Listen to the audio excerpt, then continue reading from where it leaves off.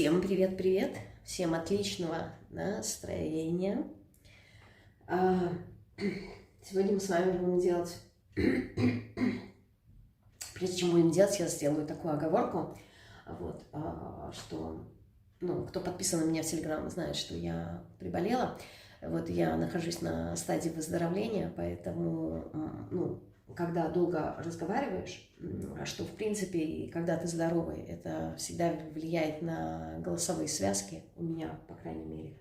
Вот, и если они перенапрягаются, то велика вероятность, что я буду кашлять, поэтому заранее извиняюсь за неудобство, да, и вот в звуке это, некомфортно, неприятно.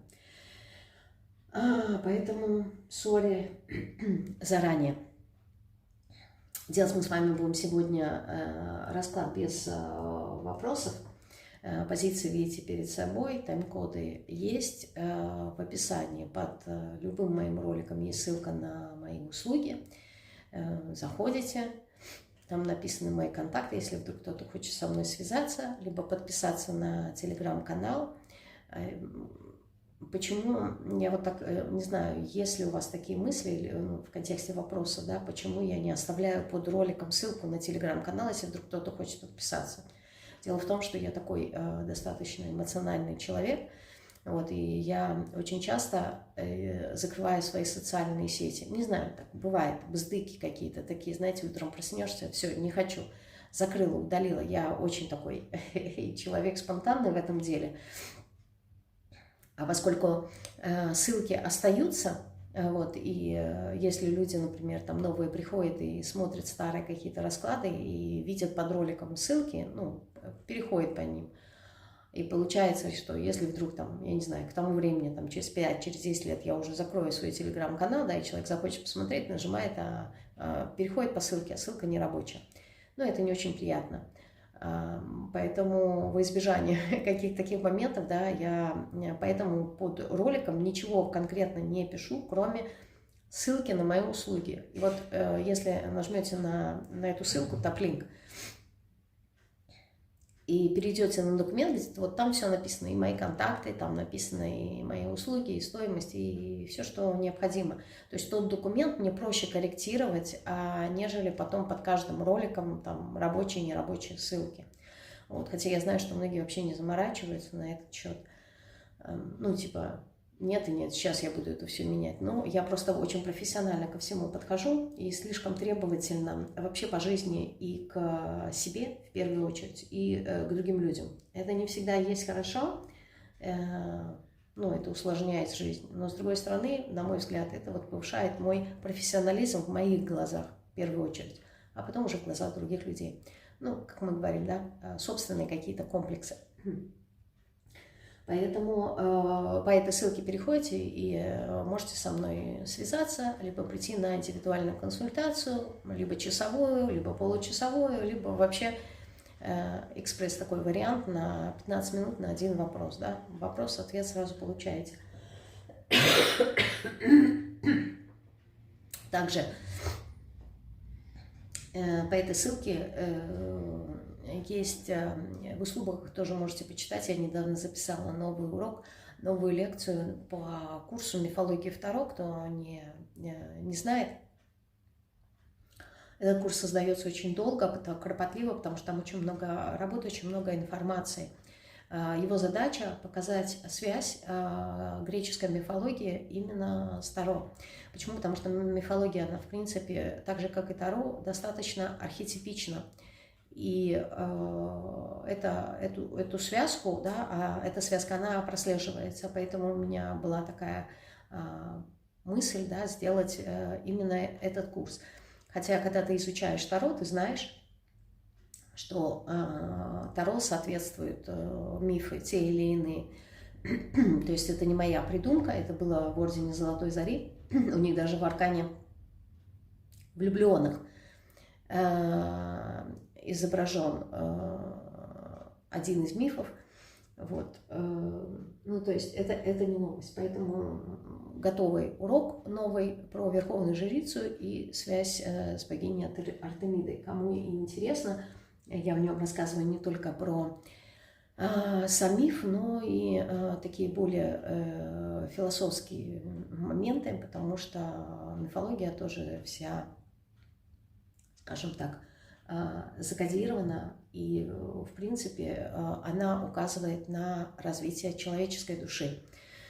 То есть вот то, что мы привыкли говорить про любимого нами Зевса, да, который изменял своей жене Гере, да, на самом деле это закодированный, завуалированный процесс развития нашего ума.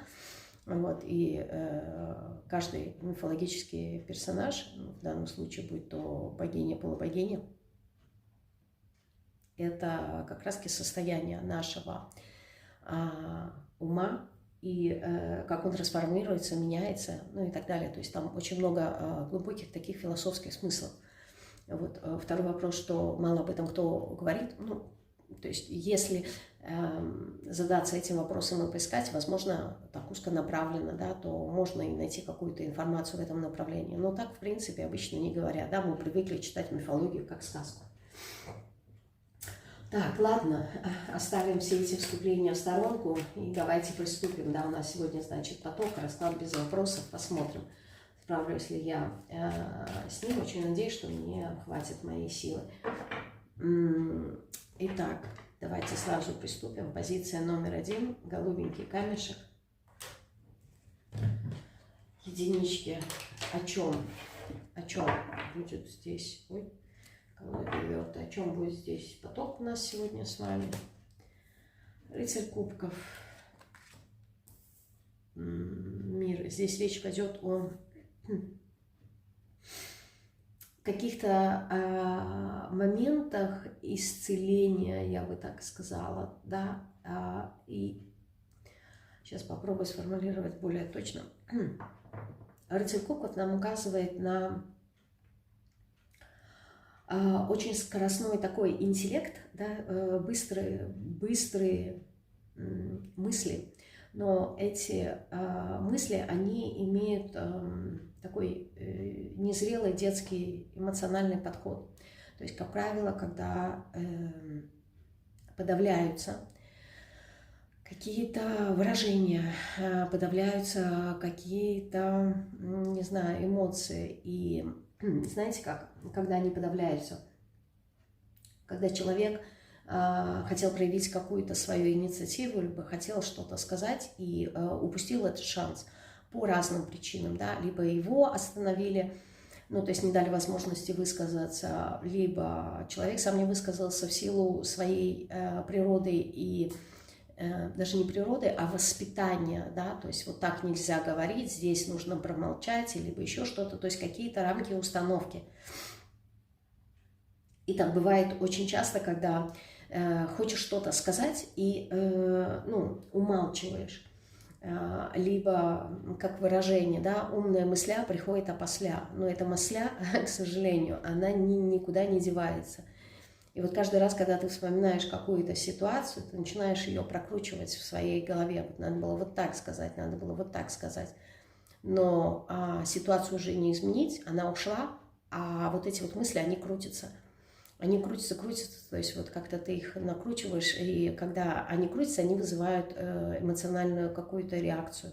И, как правило, эта реакция, поскольку это воздух, воздушная часть воды, она, я имею в виду про рыцаря кубков, она не, эта реакция этих мыслей, она не совсем в позитивном ключе идет. И вот это вот все копится, знаете, вспоминаете, накручиваете, потом говорите как-то, ну, не знаю, переключаетесь на что-то, да, или говорите, ну, ладно, в следующий раз там, либо что-то вас отвлекает. И должен прийти момент разрядки, когда вот эта вот ситуация прорвется наружу. Да? Почему? Потому что подавленный воздух, он все равно сжатие, да? Оно вызовет реакцию расслабления, потому что ничего не может быть находиться в том состоянии, в котором оно есть постоянно, да? То есть все видоизменяется. Так вот, рыцарь кубков как раз-таки это то состояние, когда ты доходишь, здесь не вопрос кипения, Вопрос, причем, знаете, так интересно, внешне это человек такой достаточно спокойный, вот, и бывает так, ты подходишь к человеку, просто задаешь ему какой-то вопрос, и, как мы говорим, да, попал под горячую руку, но здесь не под горячую руку, а здесь человек начинает взрываться, то есть его прорывает, и он срывается, он может накричать, он может вести себя, в общем, неадекватно в контексте неконтролируемых своих каких-то эмоциональных переживаний. То есть это, не знаю, поговорил, например, с начальником, да, там, в офисе, и начальник уходит, а ты остаешься в офисе. Но в силу, например, там, субординации, который должен соблюдать, ты не можешь высказать своему начальнику, какой он гад-подонок и несправедливо поступает, да, либо, там, я не знаю, требования его слишком завышенные. И это вот внутри тебя кипит, и поскольку эта ситуация повторяется неоднократно, да, то есть только начальник вышел, бывает так, оп, со стола стакан сбил, либо там, если мышка под рукой взял и разбил ее об стенку, ударил. То есть, с одной стороны, казалось бы, это какая-то вот неконтролируемая вспышка, а с другой стороны, это показатель того, что этому предшествовало неоднократно какие-то действия, которые подавлялись. И вот сейчас произошла вот эта вот разрядка. И причем это не всегда разрядка, она имеет отношение к конкретной ситуации. Да? Это вот просто, может быть, там, я не знаю, человека зацепили за что-то, а он что-то свое вспомнил. И вот это вот выходит наружу. И здесь речь идет о чем? О том, что сейчас наступает вот этот вот момент исцеления. То есть, возможно, такое качество у вас было, вот это вот качество своего характера, когда вы копили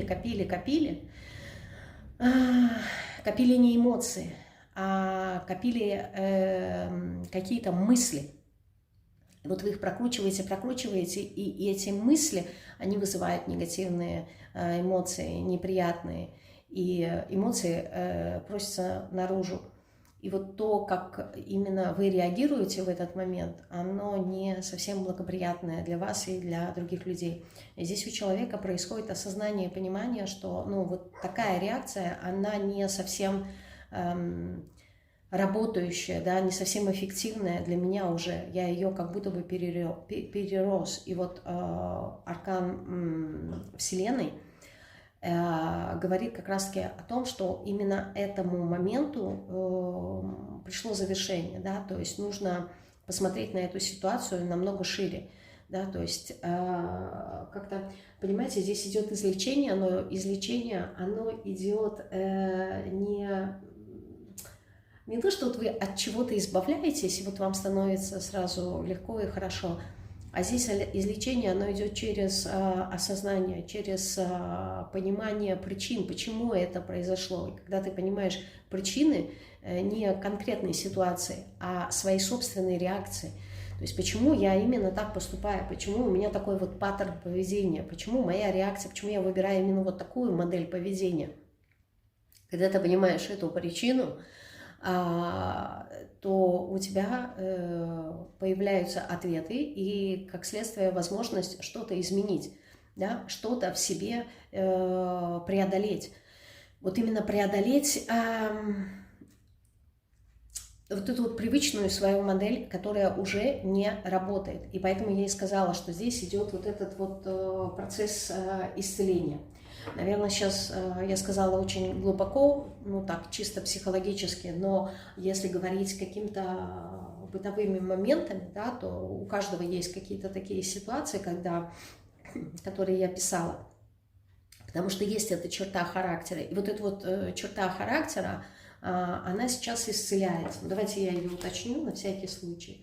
Да, Паш Педакли. То есть сейчас самая такая плодородная, ну, благостная какая-то, благостный момент, когда это можно будет проработать, потому что человек здесь понимает ценность того, что ну, это что-то идет не так. Понимаете, у нас есть качества, которые мы сами можем не замечать. То есть мы как-то вот реагируем, да, но мы не отдаем себе отчет, то есть нам не хватает осознанности, мы в эту сторону не смотрим, мы это белое пятно, мы это даже не замечаем, что вот мы так реагируем, и от этого есть какие-то негативные последствия. То есть мы воспринимаем себя, особенно если человек неосознанный, и не занимается самокопанием, ну, реагируй, да, ну, то есть, допустим, кто-то что-то сказал, а ты как-то вот, ну, сагрессировал, вот, либо, вот, как я сказала ранее, да, ну, попался под горячую руку, то есть человек что-то спросил, что он не видит, что я там задумался, да, либо там я чем-то занят, почему он именно в этот момент ко мне пришел. Вот, но другой человек же не знает, что в твоей голове находится, что ты там прокручиваешь какие-то мысли, да, он просто пришел и спросил. То есть с точки зрения на тонком плане, с точки зрения энергетики, он тебе помог разрядиться, он помог тебе очиститься от этой энергии. А на физическом плане это кажется, что человек просто пришел не вовремя, что-то спросил не вовремя.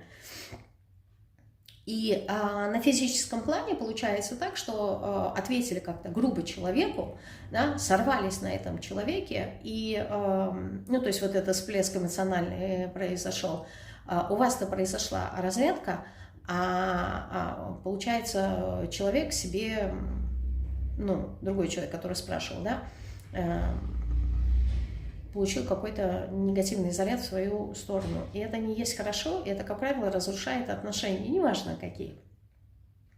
И вот здесь, ну, мы это не обращаем внимания, то есть нам кажется, что, ну, я такой, да, либо, ну, момент такой был, мы же как себя все время оправдываем. И здесь получается так, что именно этот момент сейчас, самая такая плодородная минута, если так можно сказать, мгновение, это исправиться. Вот как будто бы человек увидел, не знаю, может быть, что-то такое произошло, и человек заметил в себе это качество. А у нас очень много таких разных качеств, на которые мы не обращаем внимания. То есть для нас, поскольку это наша природа, это, ну, природа, я имею в виду реакция, наш паттерн поведения, нам кажется, что, ну, это норм. То есть если это не норма, то мне нужно просто сесть, об этом подумать, проанализировать, и тогда я пойму, что это, там, не знаю, правильно либо неправильно. А пока я об этом не думаю, ну, для меня все, о чем я не думаю, это нормально. То есть воспринимается как норма. Вот здесь такое ощущение, что как будто бы, я не знаю, может быть, какой-то момент был такой, либо какая-то ситуация, да, когда вот такое вот поведение было, и оно вышло на поверхность, и вы это как будто бы заметили. И мне хочется просто спросить, почему мне показывают именно так глубоко, они показывают вот, что такое ситуативное, почему? Потому что у меня перед раскладом, да, знаете, вот иногда бывает такое же, как у вас, наверное, ощущение, что вот хочу какой-то там конкретики, да, вот как обычно говорят, но потом он показывает вот почему-то какие-то свои моменты. Вот почему показали именно это, вот мне прям интересно, потому что именно этот момент, именно вот эта черта характера вашего, да, она имеет отношение к вашей жизни. В каком контексте? Она создает какую-то иллюзию. То есть показали это для чего? Для того, чтобы вы очистились. То есть показали этот процесс, он сам по себе уже назрел, да, то есть он... Сейчас просто так скажу. Самый лучший момент это очистить, это исправить в себе. Почему? Потому что это поможет жить более реалистично. Да? То есть, а если реалистично, то более практично, без каких-то иллюзий. В чем, то есть здесь вот самое такое хорошее время для очищения.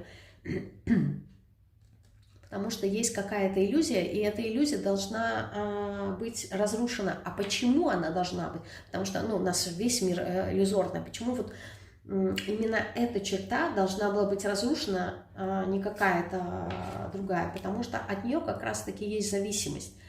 Да? То есть именно эта черта, она разрушает вас. То есть, во-первых, на этой черте характера вашего, да, завязаны ваши взаимоотношения. То есть, если вы человек, который копите в себе, не раскрываетесь, это показатель того, что вам сложно будет коммуницировать с людьми. То есть, зачем копить в себе и потом себя накручивать, и это накручивание разрушает вас в первую очередь и разрушает ваши отношения. То есть если бы вы жили где-нибудь отшельником на острове, то велика вероятность, что, ну, это, допустим, никого бы не интересовало. А поскольку вы взаимодействуете в социуме с другими людьми, то вот эта вот черта, она влияет не только на вас, она влияет и на других. А поскольку мы все между собой взаимосвязаны, если нам просто кажется, что где-то на кого-то мы крикнули, и это норм, то по цепной, так скажем, реакция такая, да, по цепочке. Один крикнет на другого, другой на третьего и так далее. И вот она, негативная, так скажем, энергия появилась. Зачем это нужно? И вот сейчас время обратить на это внимание и научиться говорить вовремя все то, что с вами происходит. То есть, если вас что-то не удовлетворяет, учимся коммуникации, учимся не держать в себе, а проговаривать. И неважно, когда эта привычка сформировалась, то есть, что послужило причиной. То есть, если мы хотим, ну, еще глубже проработать, да, то идем к психотерапевту, психологу и разбираемся, откуда это пошло, да, почему я все время в себе подавляю и почему я все время себя накручиваю. Но в контексте именно взаимодействия с другими людьми, взаимоотношения с другими людьми, это очень сильно мешает. Почему? Потому что, вот, знаете, я вовремя не скажу, это вот какая-то вот подавленная агрессия получается. Я вовремя это не скажу, я буду это в себе копить, периодически буду вспоминать, потом, и пока вот этот вот процесс происходит, он разрушает вашу душу. Видимо, ваша душа уже устала от этого, она хочет, чтобы именно это качество у вас изменилось, чтобы вы научились высказывать. Во-первых, это поможет вашей самооценке, во-вторых, это поможет вам выстроить правильную коммуникацию, научиться быть открытыми. То есть плюсов от этого намного больше, чем минусов. Потому что здесь дьявол показывает, да, показывается, он как будто бы указывает на то, что есть какая-то подмена либо в мыслях, да, о которых вы думаете, в эмоциях, то есть есть какая-то вот иллюзорность, все равно преследуется, либо есть подмена каких-то понятий. И вот не знаю, почему здесь так показано, что вот сейчас именно время проработать это качество. Не знаю, если честно, я очень удивлена, почему именно,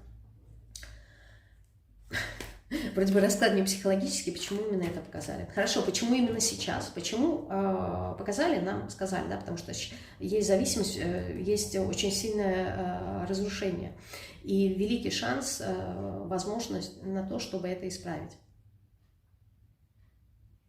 Потому что это может послужить еще и причиной того, что вас отдаляет от людей, да, по аркану звезды. Это забирает у вас ресурсы, это забирает у вас силы. Почему? Потому что любой вот такой всплеск, да, это все же ваша жизненная энергия.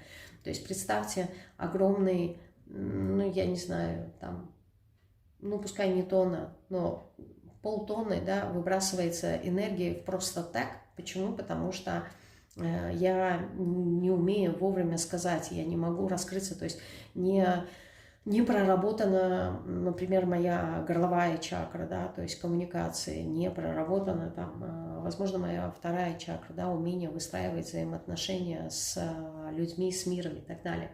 Ну, то есть, и это как следствие влияет и на творчество, и как следствие может влиять на финансовую сторону вопроса. То есть, понимаете, опять же таки, поясню здесь такой момент, то есть если человек просто привык слушать расклады Таро, да, ну, как предсказательную систему, вот то, что я говорю, ему может показаться достаточно скучно.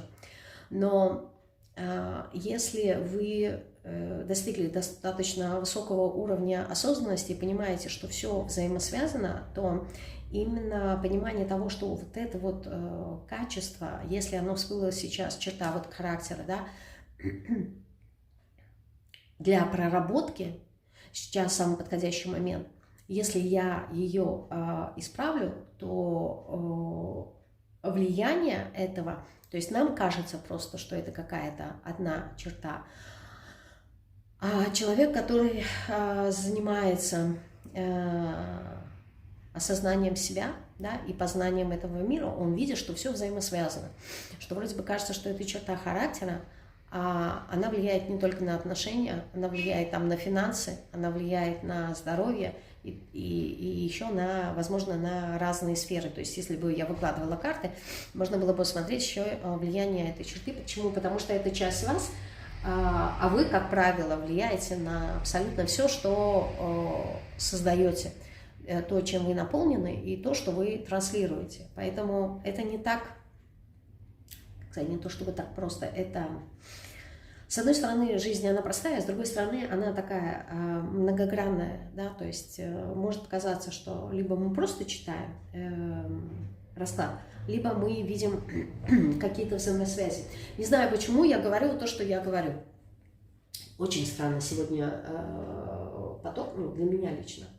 Вот, поэтому отключаем свою, опять-таки, субъективность и смотрим дальше, что еще, если еще что-то, что нам хочет поток сказать. Хочет сказать о каком-то нашем недовольстве эмоциональном. И опять-таки, видите, мечи и кубки, мечи и кубки, то есть мысли и эмоции, мысли и эмоции. Недовольны чем? Не знаю, здесь мысли могут быть разочарование в том, что как будто бы дело не доходит до конца. То есть вы, не знаю, то ли вы не доводите это дело до конца, то ли, ну, в принципе, вы... И здесь есть как будто бы, знаете, разочарование человека в самом себе. Но причина, почему вы не доходите до конца, скроется в Короле мечей. Что значит архетип Короля мечей? Это огненная часть воздуха. Это очень быстрые, скоростные. То есть это огонь, раздуваемый ветром. В природе, да, что это значит? Это значит человек, король мечей, очень умный человек с огромным интеллектуальным потенциалом, но поскольку на него влияет огонь, на него влияет скорость, этому человеку очень сложно на чем-то одном сконцентрироваться. Это энергия энтузиаста, человека, которому все интересно, который зажигается очень быстро, увлекательно. То есть здесь главная причина, да, именно увлеченность. Человек с такой увлеченной натурой, когда что-то ему нравится, он погружается в это, интересуется, исследует. И в процессе исследования получается так, что он переключается, ну, то есть появляется какой-то новый раздражитель, настолько же интересный, настолько же привлекательный, как и предыдущий. И человек переключается с одного действия на другое. Не потому, что он легкомысленный, а просто потому, что это настолько увлекательно. Знаете, как построены, в принципе, ленты в соцсетях. Либо даже тот же самый элементарный Google. Начинаешь что-то забивать, тебе дают 2-3 варианта, ты заходишь в один, читаешь текст, в этом тексте, там, допустим, узнаешь какое-то новое слово, тебе оно непонятно, ты хочешь его уточнить, забиваешь информацию об этом, там появляется еще какая-то. И вот вроде бы ты зашел с одним запросом, а вышел с каким-то определенно другим. Время потрачено, что ты сделал по сути? Ничего, но при этом ты узнала вот это вот интересное, вот это интересное, вот это вот интересно. Можно ли это куда-нибудь применить? Можно, если этим заниматься. А если не заниматься, то нет. И вот здесь вот эта вот проблема увлеченности, да, то есть здесь проблема не в мечах, а здесь проблема в огне. И получается так, что человек, возможно, здесь на данном этапе может быть разочарован тем, что, знаете, как мы говорим, горе от ума. Ума много, а применить его нигде, по сути, не получается. То есть я не могу довести до конца. Почему? Потому что Короле мечей не хватает практичности, не хватает земли, и не хватает кубковости, не хватает глубины, да, то есть не хватает...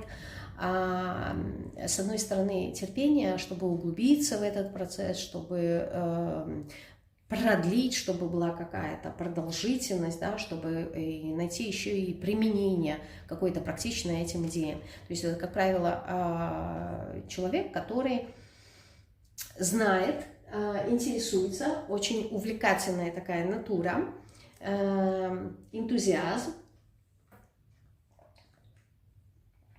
но толку от этого мало. И вот такая вот энергия здесь получается,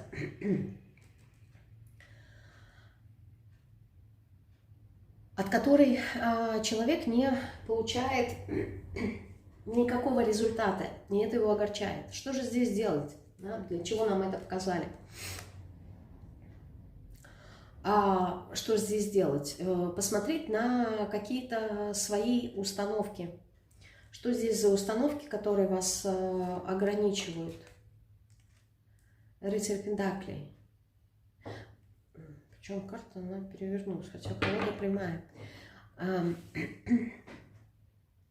Посмотреть.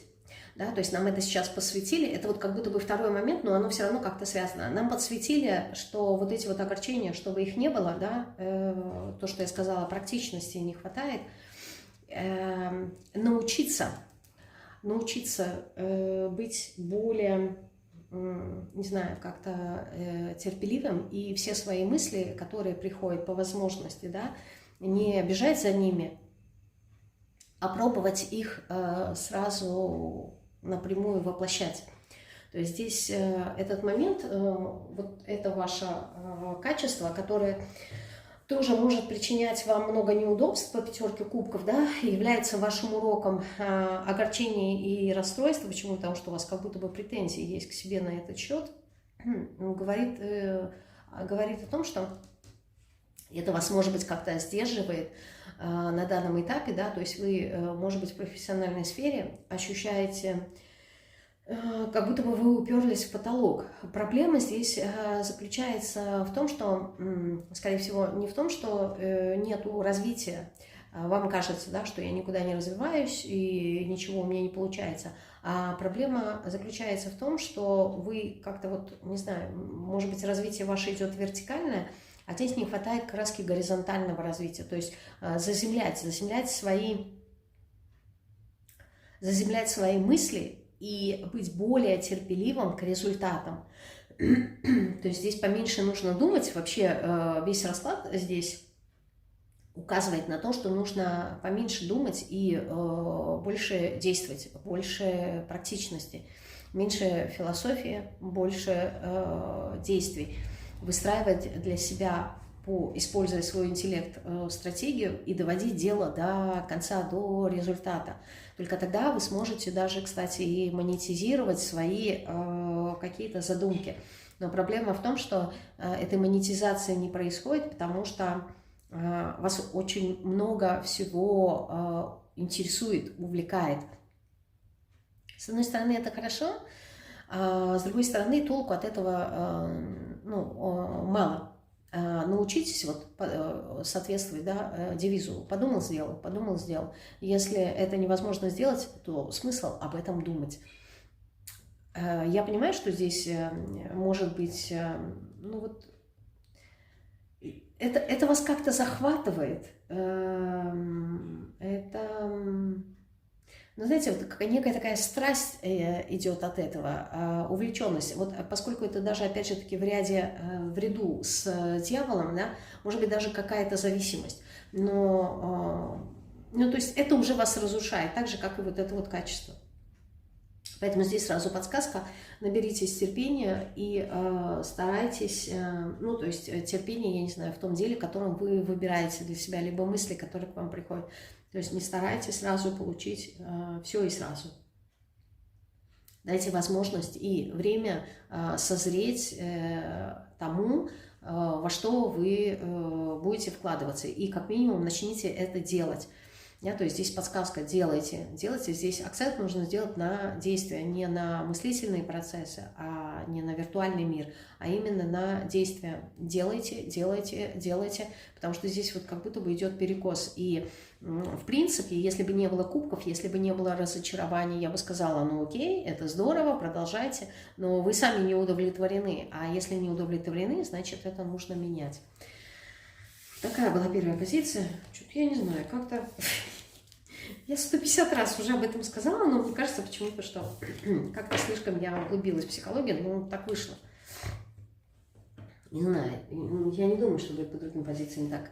Так, ладно, позиция номер 2. Красненький камешек. Хорошо, давайте посмотрим ваш поток. О чем здесь будет говорить ваш поток? Так, двойка сосудов. И восьмерка жезлов перевернутая. Здесь речь пойдет о том, что идет какой-то вот момент стагнации, и вы ощущаете, что никуда не движетесь в своем развитии. Как будто бы остановка идет какая-то. И сразу двойка сосудов дает пояснение о том, что нету развития. Почему? Потому что вам нужно шагнуть во что-то новое на данном этапе.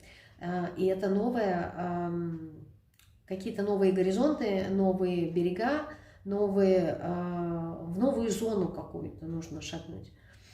То есть вот остановка, которую вы чувствуете, да, в своей эволюции, да, в своем развитии, она как будто бы неспроста. То есть вот интуитивно, возможно, вы ощущаете, что я остановилась. Почему? Потому что я не иду в новое. Но почему именно здесь двойка сосудов? Если вы посмотрите, то в одном сосуде золото, а в другом золото, а в другом сосуде серебро. Да, здесь вода и здесь огонь. Вот эта вот дуальность. И здесь как будто бы речь идет о том, что до тех пор, пока ты стоишь, условно говоря, сидишь, да, на двух стульях, либо стоишь вот этих двух сосудов, ничего не происходит. Вот эта вот дуальность, она будет присутствовать. Надо набраться смелости и храбрости и сделать шаг. Сделать шаг, выйти из этой дуальности, в которой вы находитесь сейчас. А это шаг веры, это шаг в неизвестность. Это очень сильно вас пугает. То есть здесь проблема, понимаете, не то, что надо, скорее всего, акцент сделать на новое, то есть ключевое слово не новое, а ключевое слово шаг. И вот вы как будто бы вот из этого не можете выйти, да? То есть я вроде бы хочу, но такое ощущение, что не получается, да, что что-то меня сдерживает, сдерживает страх, да, замирание. Я боюсь перед тем, как сделать этот шаг. Поэтому мне не хватает вот это вот, не знаю, не воли, а собраться духом. Вот не хватает духа, то есть не хватает какой-то энергии, что ли, вдохновения, может быть, мотивации. О чем здесь идет речь? Давайте посмотрим. Аркан колесницы, видите, то, что я сказала. Не хватает силы, как будто бы сделать прорыв, да? Собраться силой и двинуться вперед, собрать все свои ресурсы, наметить свой путь, да, и в дальнейшем, то есть определиться с какой-то целью. И здесь как будто бы подсказка сразу будет говорить о том, что проблема, почему вот вы стоите, да, вот в этом замирании, нету развития и не двигаетесь, потому что колеснице непонятно, куда двигаться. У нее нету точки Б, у нее нету вектора направления, и поэтому колесница никуда не движется.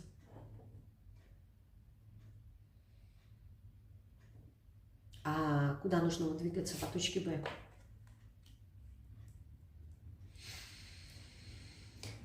Десятка мечей говорит, пока никуда. Вот еще одна двойка, да, двойка мечей. Пока никуда. Пока нужно сфокусироваться, сконцентрироваться внутри себя на том, что разбивает вам ваше сердце. То есть пока как будто бы нужно сфокусироваться внутрь себя, погрузиться в свои какие-то глубины. Что-то там есть такого болезненного, от чего вы убегаете. И пока вы, знаете как, пока вы не упадете на дно, вы не сможете всплыть, оттолкнуться. Вы как будто бы находитесь, знаете, вот упали в воду, да, и находитесь где-то на середине между, под водой, на середине между поверхностью воды, да, и его дном. И вы понимаете, что вам тяжело развернуться и подняться наверх. Проще было бы быстрее упасть на дно, оттолкнуться. То есть опора нужна, от чего вы будете отталкиваться. Здесь как будто бы нужно до конца прочистить, ну вот, не знаю, какую-то боль ощутить, да, и очиститься от нее. Поэтому вы никуда не двигаетесь. Что здесь за боль? Что здесь за боль, от которой нужно очиститься? Четверка кубков.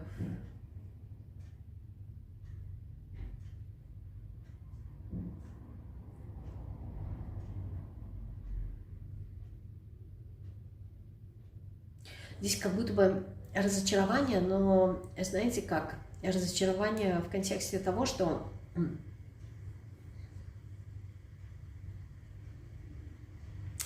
какой-то вот усталости, что я уже много чего попробовал, да, в принципе, все, что вы мне предлагаете, это как будто бы аккумуляция того, что я уже в своей жизни делал.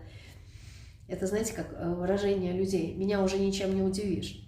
Я уже настолько всего посмотрел в этом мире, да, что меня уже ничем не удивишь. И всегда бывает что-то, что действительно может удивить этого человека. Вот ваша боль, она заключается в том, что меня уже ничем не удивишь. То есть я, ну, не знаю, если это касается, например, профессиональной сферы, да, то я уже все попробовал для, допустим, реализации себя, и, ну, ничего не подходит. И поскольку я разочарован в том, что ничего не подходит, я не вижу выхода из этой ситуации, я как будто бы смирился и вот нахожусь в том комфортном состоянии, когда меня все устраивает. Я вот сижу спокойненько, читаю эту книжку, и, в принципе, у меня все хорошо. У меня все хорошо, но здесь какое-то, знаете, такое ощущение, что вот ваша боль, она связана с тем, что вы как-то сдерживаете себя, да? Почему я говорю, не до конца ушли в эту боль, не можете оттолкнуться одна, где-то вот зависли посередине. Почему? Потому что внешне вроде бы говорите, ну ладно, ну, то есть меня все устраивает. Когда человек говорит, меня все устраивает, он, как правило, старается как-то закрыться и сказать, ну, отвали от меня, да, то есть я уже все попробовал, ну, типа, мне и так хорошо, да, то есть не приставай ко мне, не копайся. Почему? Потому что если ты будешь копать глубже, то, возможно, вскроешь что-то, что мне неприятно, что я не хочу показывать, да, что меня может огорчать, там, трогать, не знаю. Я включусь эмоционально, я этого не хочу, да, то есть поэтому, ну, типа, у меня все хорошо, да, у меня все, а внутри, может быть, не совсем хорошо, но эмоций внутри вас нету таких негативных, да, нету бурь страстей, которые кипели бы негативно, но они как-то паскудно вот где-то сидят, знаете, и какие-то вот отголоски дают вот какой-то, вы знаете, такой вот белый шум. Иногда бывает, там что-то фоном идет, ты на это не обращаешь внимания, но ты понимаешь, что оно тебя раздражает. А вот что понять не можешь. Вот оно здесь что-то такое есть. Что это? Я не знаю, что у нас сегодня, расклад психологический. Что за поток такой сегодня? Что это тут вас раздражает? Паш кубков.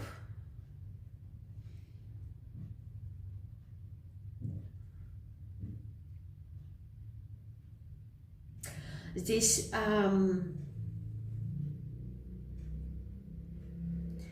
темная часть воды, да, кристаллизация.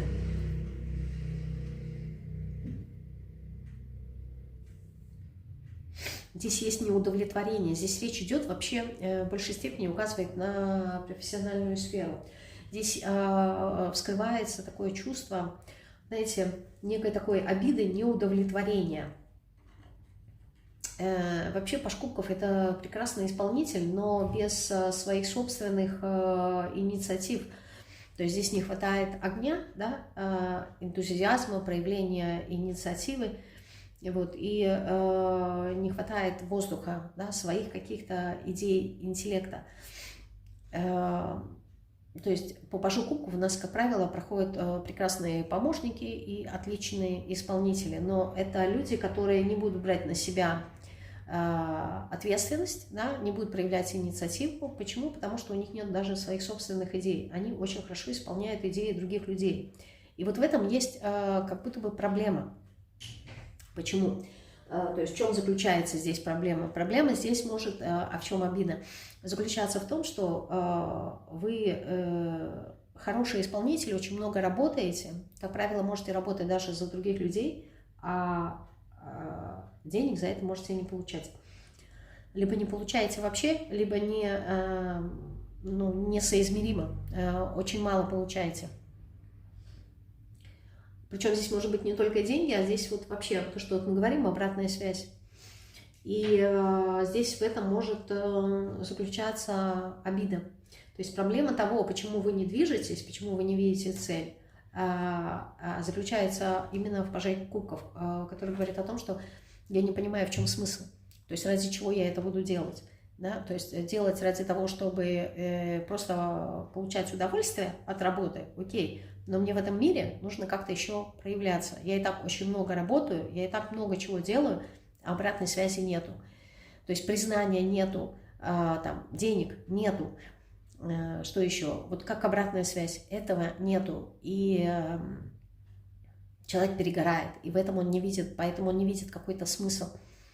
Допустим, бывает так, да, когда человек хороший мастер, но не умеет продавать себя.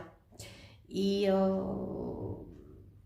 он считается невостребованным, да, и как бывает, например, мастер спился, почему, да, либо там угробил свой талант, да, такой талантливый, говорят, художник был, вот, но спился, почему? А потому что никто не покупает его талант, он не умеет продавать, у него нету людей, которые бы могли продвигать его услугу, и вот он спился. Потому что рисовать для себя, ну, нету смысла, да, то есть творить что-то, сделать для себя, оно может быть, не знаю, какой-то период. А смысл каждого человека, да, заключается в том, чтобы что-то сделать для этого мира. И вот здесь какая-то очень глубокая боль сидит, вот именно, не знаю, невостребованности, что ли. И поэтому здесь нету желания как-то двигаться дальше, потому что я не вижу смысла. А пойти в новое я не хочу, потому что, ну, опять же таки, да, вот.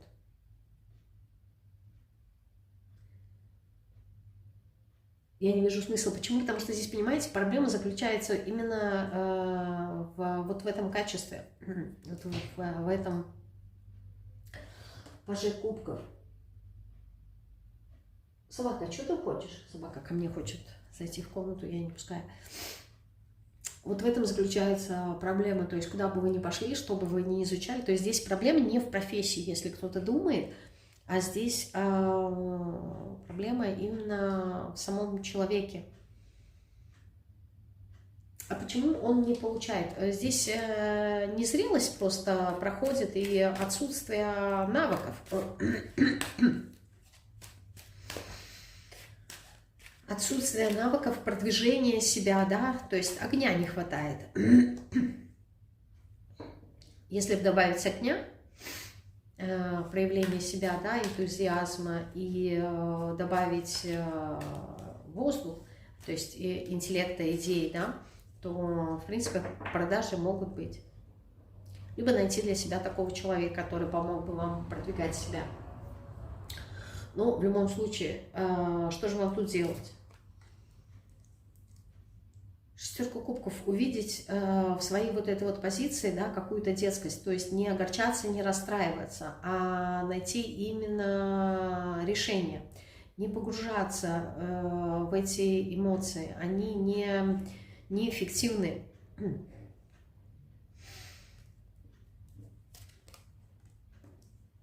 Да, здесь нужно преодолеть себя, вот эти обиды, которые вас останавливают, то есть понять, что у вас есть вот эта вот мысль, да, что я не востребован. Почему? Потому что это неправильно сделанный вывод. Невостребованный — это как следствие, а причина заключается в том, что вы не можете свой продукт продавать, вы не можете свой продукт, не знаю, продвигать. Что нужно сделать? Либо выработать самостоятельно этот навык в себе, да, чему-то, ну, то есть научиться, либо научиться делегировать другим людям, вот, и заниматься своим делом. Ну, вопрос, опять-таки, делегирования, да, это нужно найти человека, это нужно вопросы доверия здесь проработать, да, здесь всплывают другие моменты, что у меня, возможно, нету доверия другим людям, либо где искать, я боюсь, что меня обманут. Шестерка кубков, она говорит про детскость, про инфантильность, про наивность, то есть в этом процессе всплывают какие-то другие моменты, да, и, то есть, здесь два варианта. Либо вы остаетесь вот в этих энергиях, да, и продолжаете, как говорится, страдать, потом опять-таки появляется какая-то вспышка на энтузиазме, вы что-то делаете, получаете опять-таки негативный момент. Почему? Потому что ничего не меняется. А когда ничего не меняется, секундочку, Гуля, Фили, Альбрау.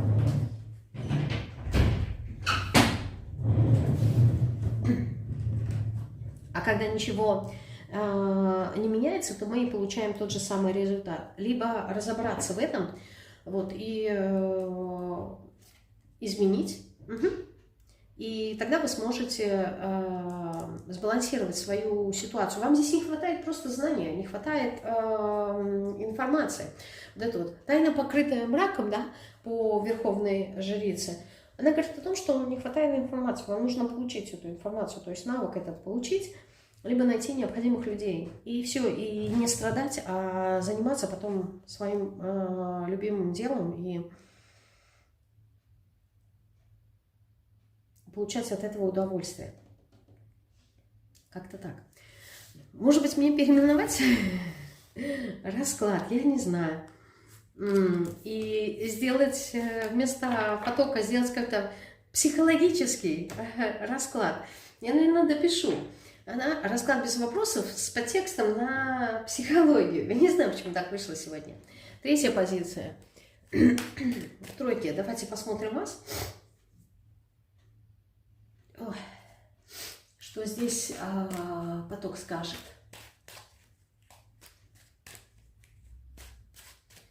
Что он скажет сегодня о вас?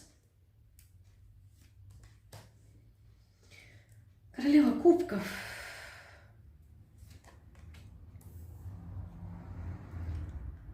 Восьмерка кубков. Аркан смерти.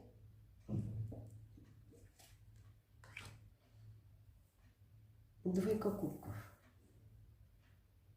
Ну, смотрите, это можно трактовать по-разному, но в общих чертах я бы трактовала так. Хватит страдать и мучиться, да, оставляя все старое позади, то, что не работает, и двигайся именно к тому, что тебя будет наполнять. Иди как будто бы к своему, к чему-то своему. Вот к чему своему? Здесь я не совсем понимаю. К чему своему? Ага, к балансу, да? Излечить свое сердце. Надо к гармонии прийти. Излечить свое сердце. Надо как-то вот чем-то тут заинтересоваться.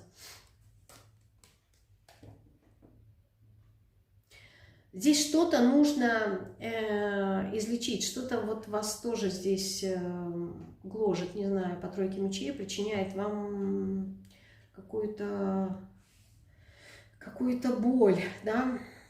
Здесь как будто необходимо найти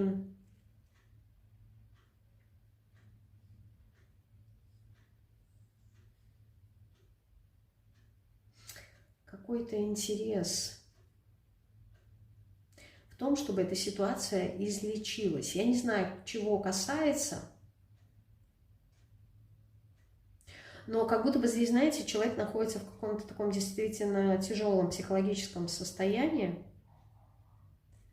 Если по второй позиции я говорила про инфантильность, то здесь, здесь какая-то, не знаю, какая-то тяжелая психологическая ситуация выпала, когда действительно что-то очень сильно гложет человека. Что, в принципе, по идее, надо разрешить, но вот мой глаз просто падает на паже жезлов. То есть как будто бы вот вам не хватает вовлеченности в этот процесс, интереса. То есть вы как-то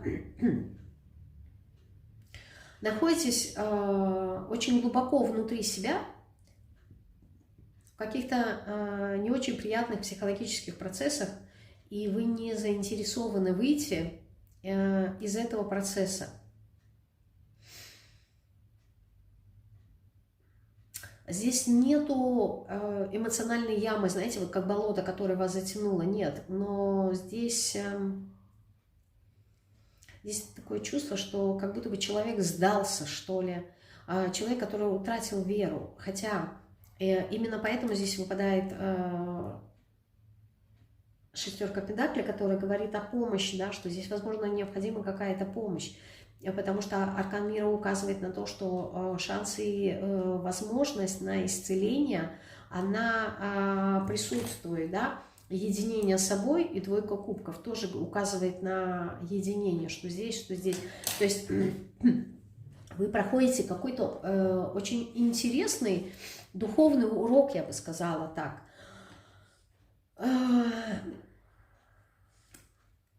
У меня ощущение от этого расклада, что вот по сути туда, куда вы должны прийти, либо туда, куда вас ведут, не знаю, называйте это как хотите, к аркану мира, да, именно к единению, к пониманию себя.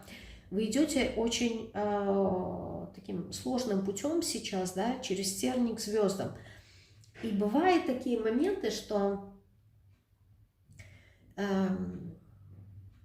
ну вот, когда человек проходит темную ночь души, очень важно не вмешиваться в этот процесс. Знаете, когда в каких-нибудь мистических братствах либо орденах проходит человек инициацию, он проходит ее под присмотром своего вышестоящего брата, да? Почему? Потому что, ну вот если будет прям вообще все так критично и очень сложно, то велика вероятность, опять же таки очень маленький процент, что этот брат, он, ну вот как-то, я не знаю, либо наставник, да, он вмешается. Но процесс сам по себе, насколько бы он трудный не был, да, вот этот процесс инициации, человек должен пройти, потому что иначе эту инициацию, ну, я не знаю, вот выйти туда, куда вам нужно, да, на какой-то другой уровень, вы не сможете. И вот сейчас как будто, вы знаете, так, момент именно родов, да, причем роды, они сложные не только для женщины, они сложные и для ребенка, потому что в процессе именно рождения, не знаю, насколько вы знаете, черепная коробка у ребенка, кости мягкие, вот, получается так, что одна кость накладывается на другую, то есть сужается для того, чтобы пройти вот в этот проход. Это болезненно, и для ребенка вообще сам процесс рождения, он болезненный. Второй вопрос, что, слава богу, мы не помним это. Вот. Но сами роды, прохождение вот по путям этим, для того, чтобы родиться, в принципе, это путь, который проходит ребенок, да, то есть он сам продвигается по родовым каналом, да, чтобы родиться. Мать только ему помогает. Вот здесь вот какое-то такое рождение идет. И вот с одной стороны я говорю о том, что можно обратиться к специалисту, но так показывают карты.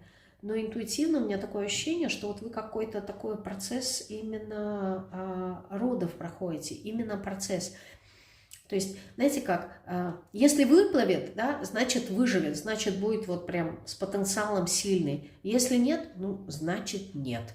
И это может сейчас казаться очень жестким и жестоким с моей стороны, но я хочу вам показать этот процесс, то есть как в природе.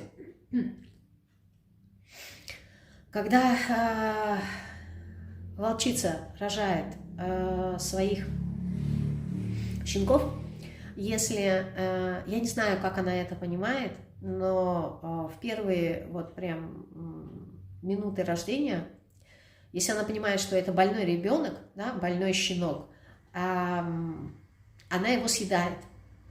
И такое есть у многих животных. И это может казаться очень, ну, такой, знаете, естественный отбор. Почему природу называют вот именно дикой, да, бесчеловечной, в кавычках, жестокой. Но это есть естественный отбор. И вот здесь какой-то вот такой... Какая такая ситуация естественного отбора вы проходите, и от вас будет зависеть результат этого отбора. Почему? Потому что по природе вы воин, да, по природе вы огненные, но сейчас вами управляет королева кубков. Королева кубков – это вода в чистом ее проявлении, очень глубокая. Очень такая эмоциональная, переживающая, может быть спокойная, может быть бурная. Все зависит от того, в каком сосуде она находится, либо в каком состоянии она находится. Но в воде не хватает интеллекта, то есть ей не хватает рационализма. В воде не хватает, я имею в виду в воде королеве кубков, как стихия. Ей не хватает практичности, ей не хватает энтузиазма, лидерских каких-то качеств, да, проявления. То есть вы сейчас находитесь в каком-то таком, знаете, анабиозе, что ли. Вот вроде бы идет процесс этого рождения, но он идет очень медленный. И вот мне хочется сказать, что вот как будто бы вам никто не должен мешать. Вы должны пройти этот путь. Вот бывает иногда такие моменты, да, говорят, что... армия делает из пацана мужика, либо какие-то вот кризисные, серьезные моменты, говорят, вот он прошел, не знаю, за одну ночь повзрослел, да, либо там за один день повзрослел, в каком-то кризисе. Вот здесь что-то такое кризисное сейчас с вами происходит, и хоть карта указывает на то, что да, есть помощь, либо ты можешь обратиться к помощи, но вы не заинтересованы в этой помощи, не знаю, здесь причина может быть, либо вам не хватает сил обратиться за этой помощью, либо вы не заинтересованы, потому что, опять же таки, два варианта. Первый вариант, я верю в себя, я сама смогу разобраться и пройти этот путь, такой, знаете, мужской уклад мышления, либо... не знаю, какое-то самобичевание, что либо человек сдался, что я уже не верю, да, что из этого что-то хорошее выйдет. То есть здесь разные варианты могут быть, но какой-то вот очень серьезный кризисный момент вы тут проходите. К чему он приведет? К чему приведет? У меня, по-моему, в воскресенье, да, на выходные, в общем, был блиц как раз-таки на тему перемен. Могу сказать, что ну, не все проходят перемены. То есть многие просто находятся в каких-то своих привычных, рутинных моментах. То есть перемены – это тоже такой момент, что не каждый день проходит. Вот вы здесь действительно проходите какие-то перемены. К чему вас вообще ведут? Ну, в принципе, нам показали, да, аркан мира, к единению себя, к принятию себя, к пониманию, да, то есть к какому-то взрослению. Взрослая позиция, когда человек начинает уже осознавать свои не знаю, свои повадки, поведение, да, почему он так поступил, свои какие-то мотивы, берет на себя ответственность. То есть вот какой-то взрослый, не знаю, другой жизни, но эта жизнь, она не будет легкой, но она даст вам больше понимания, что ли, больше мудрости. К чему вас тут ведут? К аркану справедливости, к умению анализировать ситуацию, да, все взвешивать, все измерять для того, чтобы принять правильное решение, прислушиваться к мнению других людей, возможно, да, либо перепроверять их. То есть слушать разные точки зрения, разные позиции, рассматривать разные взгляды и в конечном итоге принимать решения самостоятельно. Не кто-то, а вы самостоятельно, но после какого-то анализа, после сбора информации. То есть вас ведут к тому, что вы самостоятельно приняли какое-то решение. Поэтому, видимо, мне здесь много разных вариантов и подсказали, к какому решению. Ну вот, во-первых, к решению не эмоциональному, да, то есть перестать здесь накручивать себя в своей голове. Я говорю не эмоционально, но здесь мыслительные процессы, перестать дублировать негатив, который вы проживаете сейчас на будущее, к принятию каких-то своих темных моментов, да, теневых сторон, которые есть внутри вас. Определиться, сделать выбор и обнулиться. Вот я говорю, упадок, как-то вот вы не верите, да, в себя, а вот Шутон как раз-таки про это нам и говорит, что вам не хватает веры. Утратили веру. Так к чему вас хотят привести? Не знаю, к чему-то новому вас хотят привести, но пока это новое, оно не оформленное. В нем есть потенциал, шут, но формы конкретной, сказать, что вот есть какой-то план, здесь как будто бы нету плана на вас, но что-то другое должно быть, трансформироваться во что-то другое. Во что же должно трансформироваться? Ну вот десятка сосудов, да, вы должны прийти к состоянию принятия себя, единения со своим высшим я.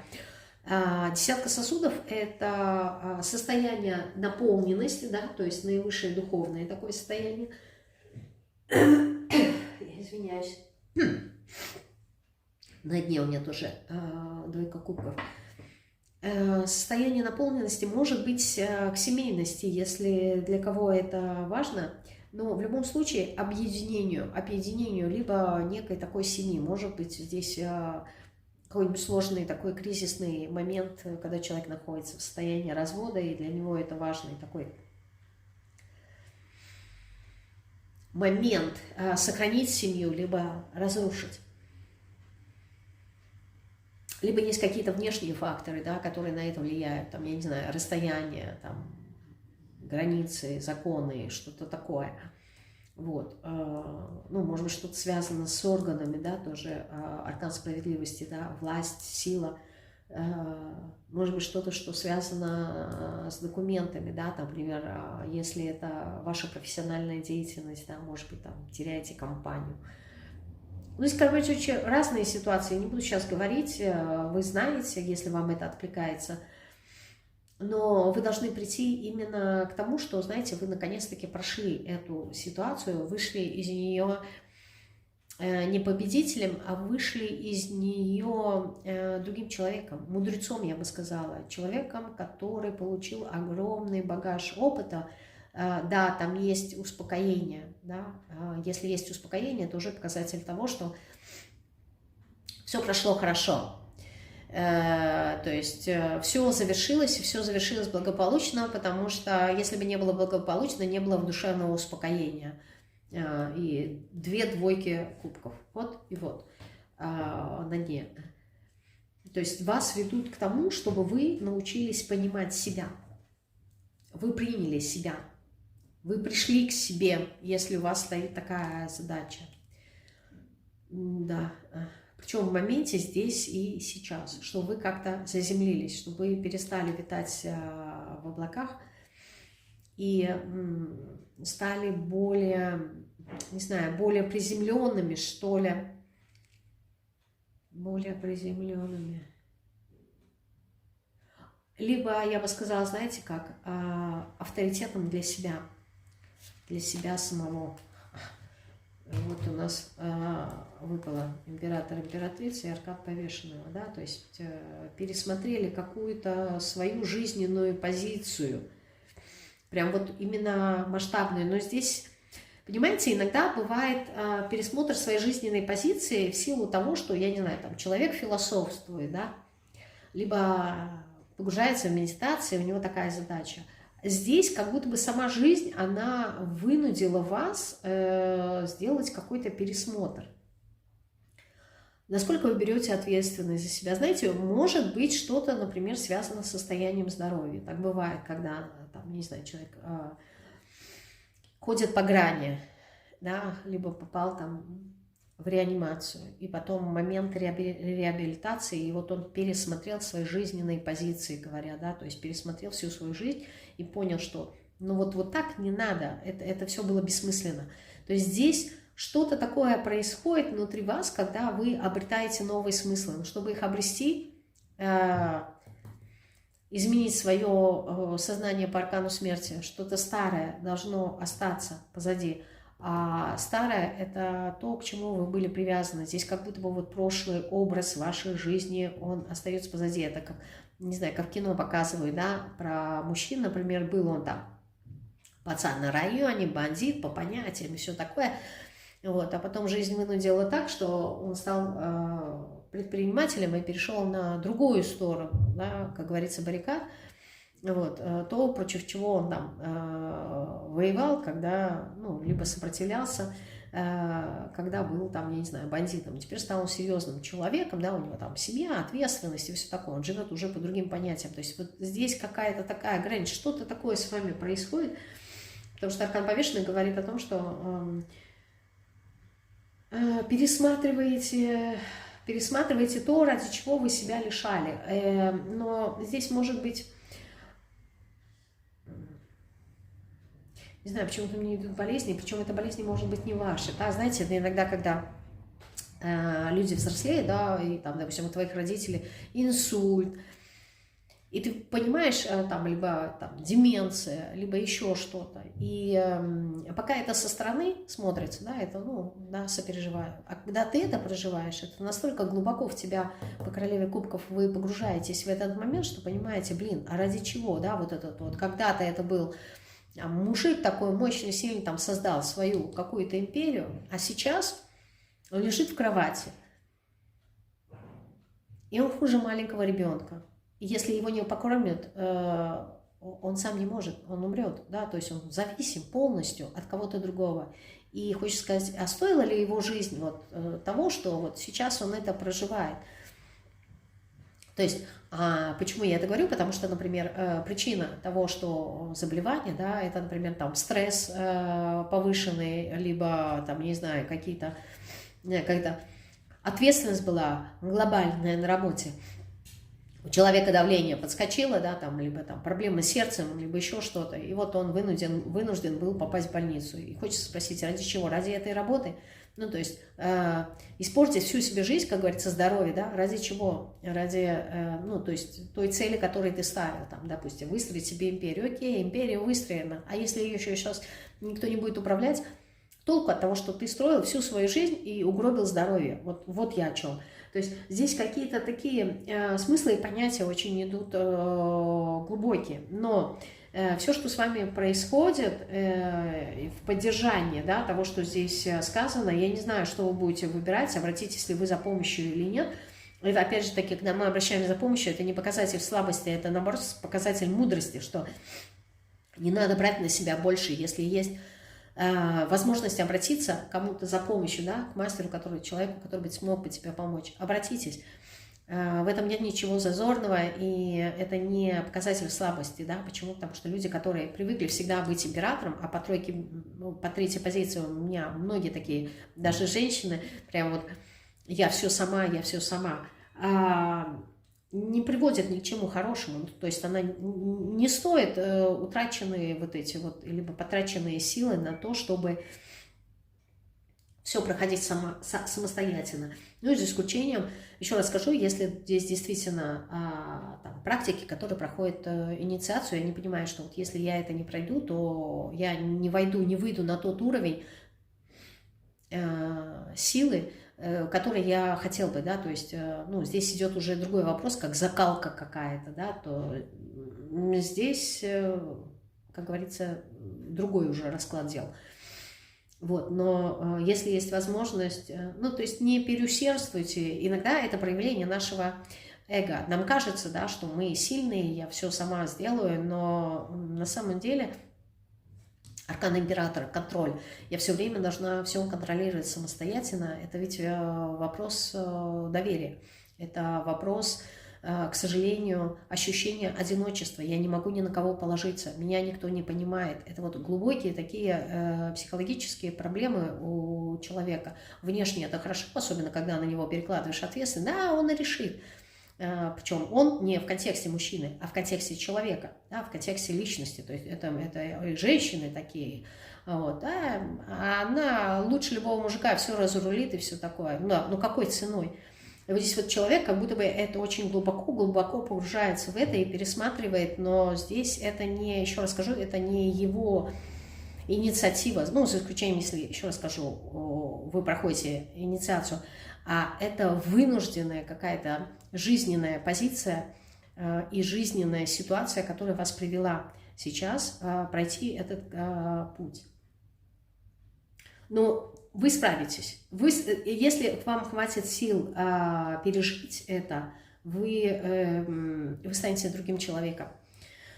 Однозначно. И это не форма слова, а это действительно факт. Да, потому что вы, ну, здесь не только этот аркан указывает, здесь аркан мира, двойка кубка, там двойка кубка у нас была, все императрица, это все указывает, да еще и император, в общем, все указывает на то, что вы придете как раз-таки к этому состоянию понимания себя, то есть какие-то трудности, которые здесь, понимаете, не просто вас закаляют, а они делают из вас абсолютно другого человека, да, то есть, возможно, даже сдирают с вас ненужную какую-то шелуху и, оголяя вас, чтобы вы увидели свою суть, свою природу. И здесь нужно иметь мужество, храбрость и отвагу по-настоящему увидеть свою природу. Почему? Потому что, возможно, вы ее никогда и не знали.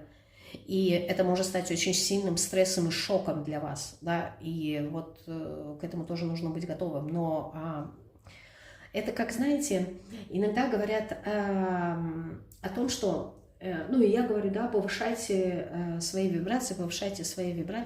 На самом деле очень высокие вибрации, к которым мы все стремимся так или иначе, они очень опасны. И опасность высокой вибрации, да, заключается в том, что наше физическое тело, оно может не выдержать, и оно может разрушиться. То есть это может даже привести к физической смерти. Я не пугаю никого, я просто говорю, ну и до таких вибраций еще фиг да дотянешься. Вот. Я просто говорю о том, что то, к чему мы стремимся, да, вот то, что я сказала, еще увидишь себя настоящую и можешь испугаться. Почему? Потому что ты себя таким и не знал.